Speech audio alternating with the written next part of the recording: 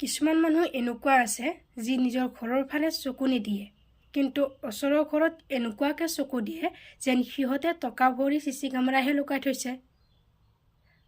উদাহৰণস্বৰূপে নিজৰ ঘৰত নিজৰ ল'ৰা ছোৱালীয়ে কি কৰিছে, ক'ত গৈছে, কাৰ লগত গৈছে, কিয় গৈছে সেইবোৰ কথাত কাণ নিদিয়ে, সেইবোৰ নাচায়ো।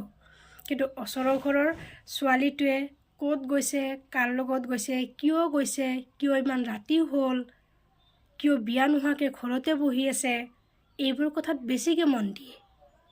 আপোনালোকৰ ফালেও নিশ্চয় তেনেকুৱা মানুহ আছে, আমাৰ ফালে কিন্তু বহুত আছে। তো তেনেকুৱা মানুহৰ উদ্দেশ্যে কথা এটা কওঁ। যিহেতুকে আপোনালোকে মাহিলী কোনো দৰমহা নাপায়, তো ওচৰৰ মানুহৰ কথা ভাবি নিজৰ সময় নষ্ট নকৰিব। আপোনালোকে কিয় ভাবে জানেনে? সিহঁতে নিজৰ কথা নাভাবে কাৰণে আপোনালোকে ভাবিবে। আপোনালোকে ভাবে কাৰণে সিহঁতে বিন্দাছ থাকে, কাৰণ সিহঁতে জানে আমাৰ কথা আলোচনা কৰিবলৈ ওচৰৰ মানুহ আছেই, চিচি কেমেৰা লগাই থৈ দিছোঁ, সেইকাৰণে বিন্দাছ থাকে আৰু আপোনালোকৰ সময় নষ্ট হয়। আৰু আপুনি যেনেকুৱা আপোনাৰ ঘৰৰ পৰিৱেশো তেনেকুৱা, আৰু আপোনালোকৰ পৰিৱেশ যেনেকুৱা হ'ব আপোনালোকৰ ল'ৰা ছোৱালীও তেনেকুৱাই হ'ব।